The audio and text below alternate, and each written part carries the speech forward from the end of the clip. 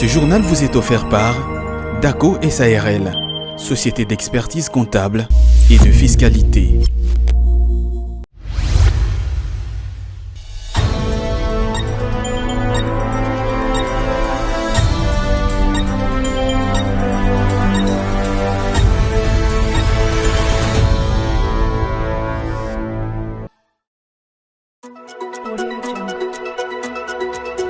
L'intégration de la formation professionnelle dans les grands projets d'investissement en République démocratique du Congo a résumé les premiers points de la communication du chef de l'État lors de la 51e réunion du Conseil des ministres qu'il a lui-même présidé le vendredi 11 juillet dernier à la Cité de l'Union africaine. Élément à suivre dans ces journaux. Le ministre du Commerce extérieur, Julien Paluku, a déposé le vendredi 11 juillet des instruments de ratification des désaccords historiques avec l'Organisation mondiale du commerce auprès de la directrice générale de la dite organisation internationale, Ngozi Okonjo.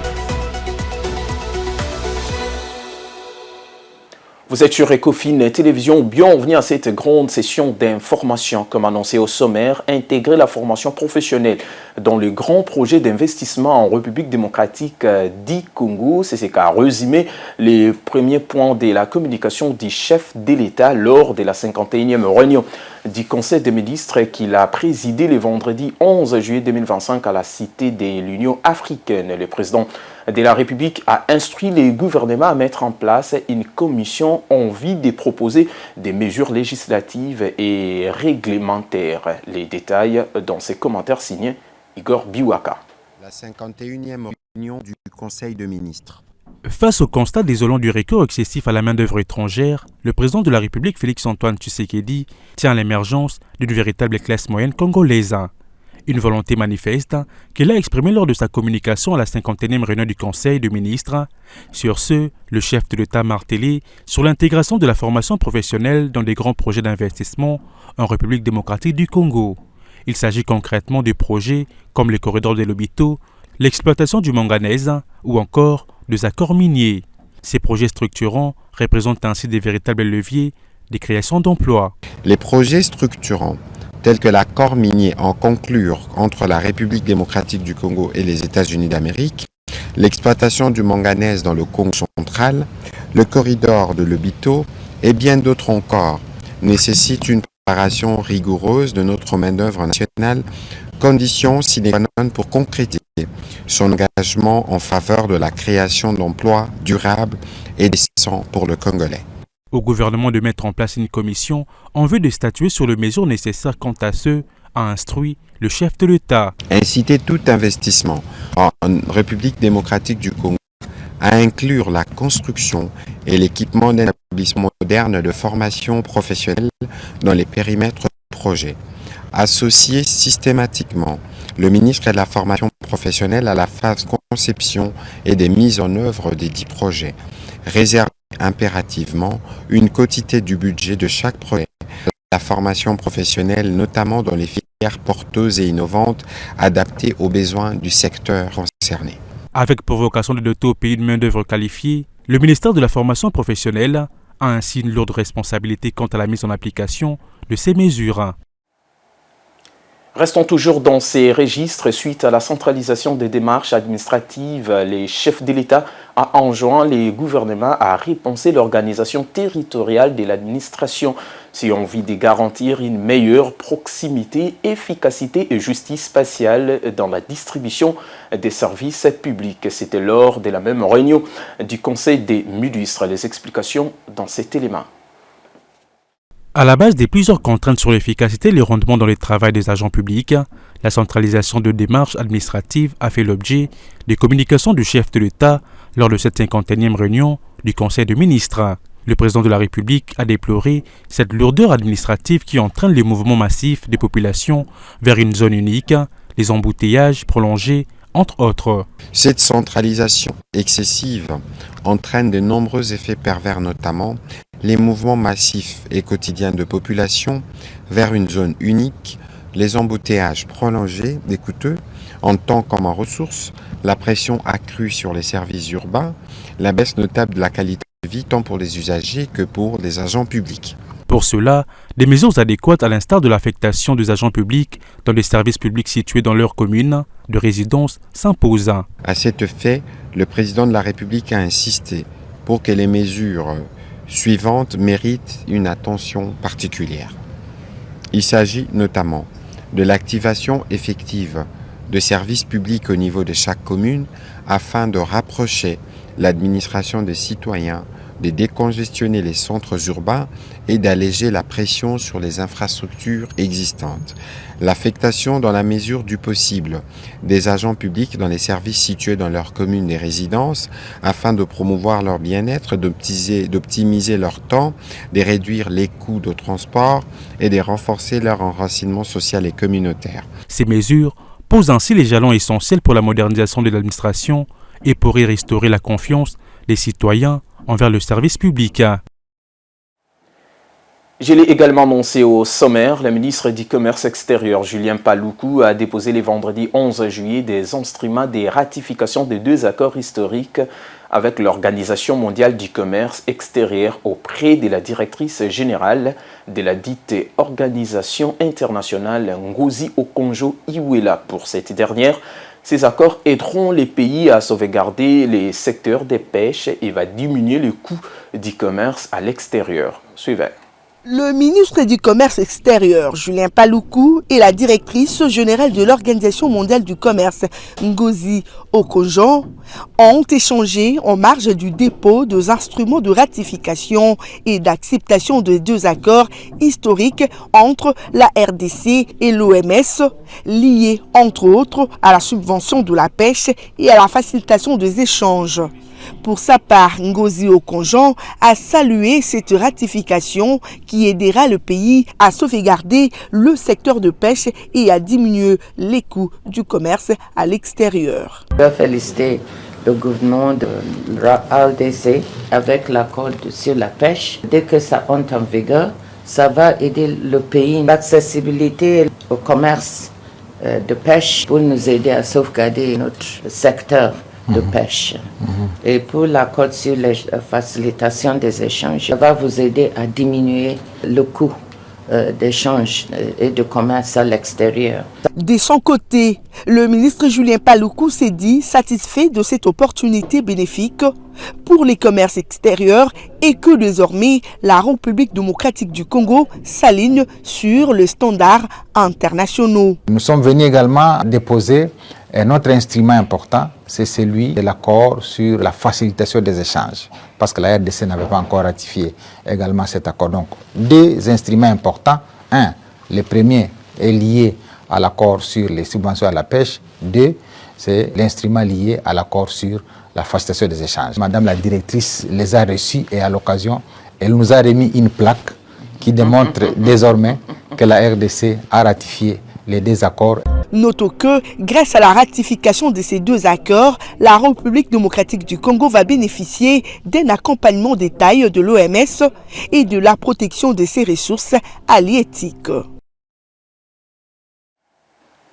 D'un ministère à un autre, le ministre de l'Industrie et du Développement des petites et moyennes entreprises, Louis Watum Kabamba, a reçu cette semaine dans son cabinet de travail sa collègue de la jeunesse et de l'éveil patriotique, Noëlla Yeganagato. Au menu des échanges, la collaboration intersectorielle pour valoriser l'entrepreneuriat et le patriotisme de jeunes Congolais. Jonathan Bakele pour plus de détails.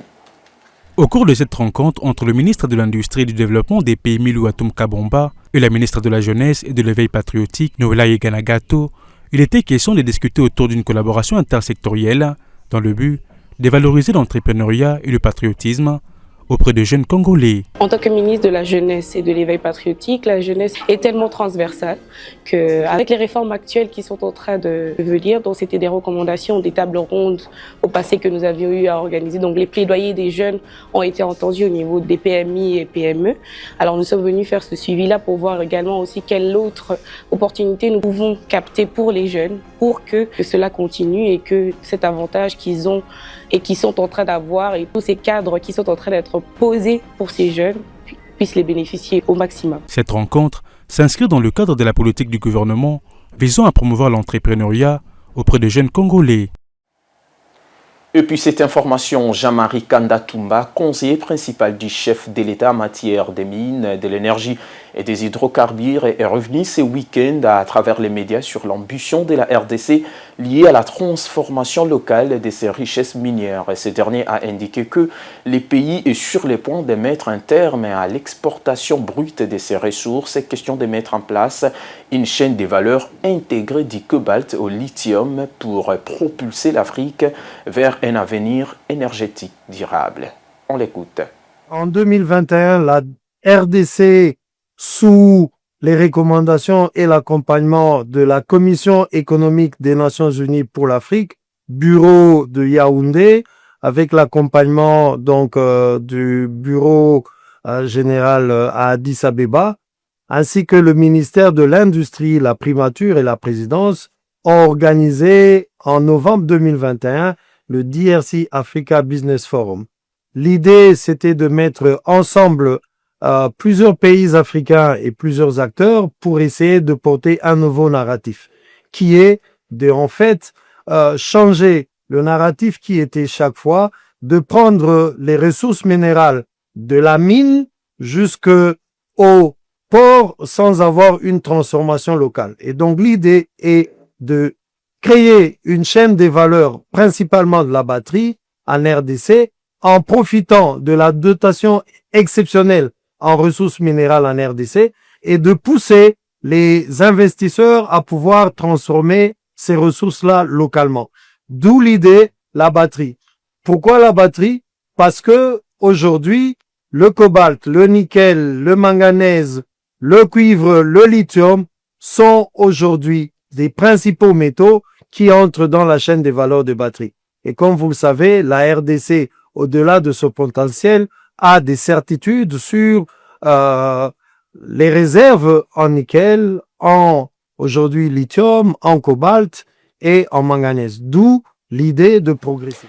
C'est une nouvelle étape franchie par la République démocratique du Congo. Un rapport pays a été présenté le 10 juillet dernier au cours d'une session organisée par les bureaux de la Banque africaine de développement. Ces documents présentent un état des lieux approfondi de l'économie congolaise et tracent les voies du développement soutenu, résilient et inclusif, reposant sur une meilleure mobilisation du capital national. Images et commentaires. La République démocratique du Congo a franchi une nouvelle étape vers la valorisation stratégique de ses ressources. On dévoila officiellement les rapports pays 2025 au cours d'une session organisée par les bureaux pays de la Banque africaine de développement. Ces rapports dressent un état des lieux approfondi de l'économie congolaise et tracent les voies d'un développement soutenu, résilient et inclusif, reposant sur une meilleure mobilisation du capital national. Cette rencontre de haut niveau a réuni plusieurs membres du gouvernement congolais, des représentants de la Banque centrale du Congo, ainsi que ceux du FMI et de la Fédération des entreprises du Congo. Les rapports pays 2025 met en lumière la performance macroéconomique de la RDC marquée par une croissance du PIB réel estimée à 6,5% en 2024 après un pic de 8,6% en 2023 porté notamment par les secteurs extractifs. Malgré cette dynamique, les défis sociaux persistent. Plus de 70% de la population vit en dessous des seuils de pauvreté et l'indice de développement humain reste faible. Les rapports recommandent une série d'actions pour tirer parti de tous les potentiels congolais, notamment à travers la transformation structurelle, la mobilisation accrue des ressources internes, la promotion du capital humain et la lutte contre la corruption. Le ministre des Mines a réaffirmé l'engagement du secteur extractif dans la transformation économique. Dans son discours, le ministre Kizito Pakabomba a souligné la place centrale du secteur minier dans la stratégie nationale de transformation économique. En conclusion, cette session a non seulement permis de poser les bases d'un développement plus équilibré, mais elle a aussi mis en lumière le rôle crucial que le secteur minier est appelé à jouer dans la construction d'une économie congolaise résiliente, inclusive et tournée vers l'avenir.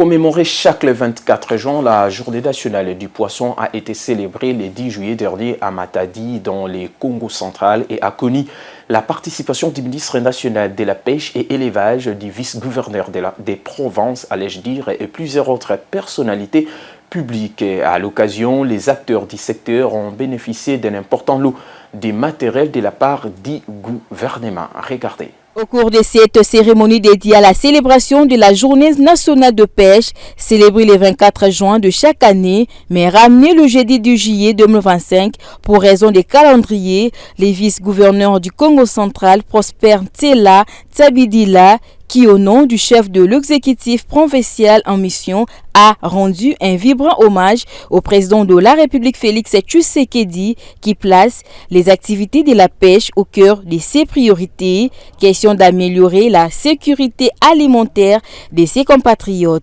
Je suis pleinement convaincu que la dotation en entrant de pêche va booster le secteur de la pêche et ce, pour l'intérêt de nos populations. Pour sa part, le ministre de la Pêche et Élevage du gouvernement central a signifié à l'assistance que c'est sur instruction du chef de l'État que le chef-lieu du Congo central a été choisi pour célébrer cette fête nationale.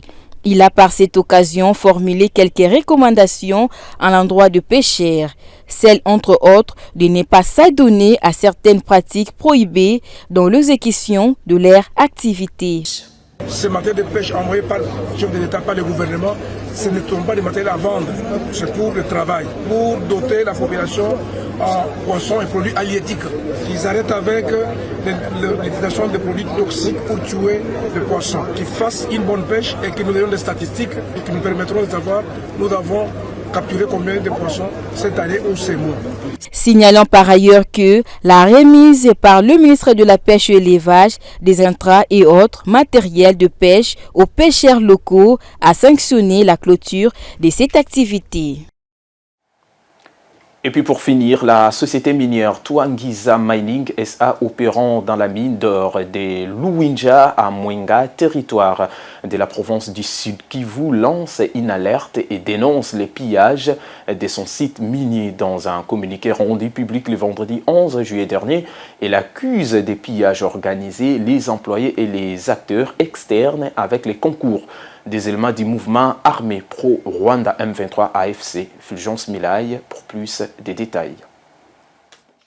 La société minière Twangiza Mining SA, active dans l'exploitation aurifère dans le territoire de Luwinja, alerte sur un pillage systématique de son site par des occupants illégaux avec la complicité présumée de certains de ses employés. Dans un communiqué interne daté du 11 juillet 2025, le directeur général Shao Jianfeng affirme que deux individus non autorisés ont relancé de manière unilatérale les activités de l'usine de production d'or en dépit de la suspension officielle des opérations. Dans ces communiqués, peut-on lire, les occupants illégaux présents sur place ont résolu de mettre en marche l'usine de production d'or et c'est contre toute volonté de la société détentrice de titres. Cette situation survient alors que les opérations sont officiellement suspendues, interdisant ainsi l'accès aux installations et empêchant le travailleur de bénéficier de leurs avantages contractuels.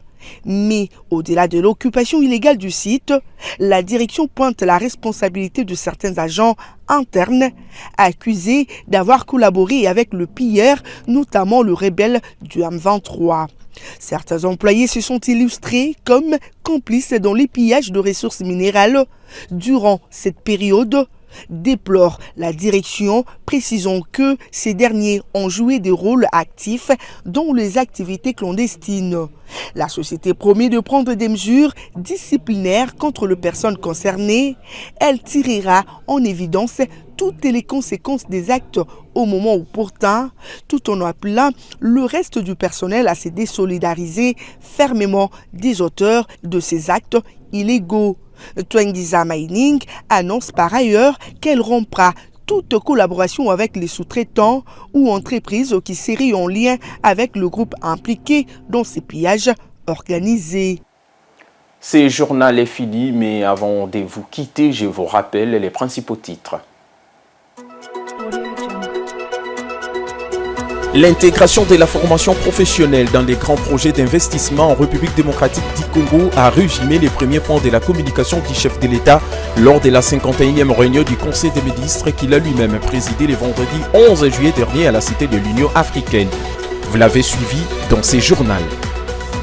Le ministre du Commerce extérieur, Julien Paluku, a déposé le vendredi 11 juillet des instruments de ratification des désaccords historiques avec l'Organisation mondiale du commerce auprès de la directrice générale de la dite organisation internationale, Ngozi Okonjo. C'est la fin complète de cette grande édition du journal coordonnée par Tony Antoine Dibendila ainsi que toute l'équipe technique. Je vous dis merci. Au revoir.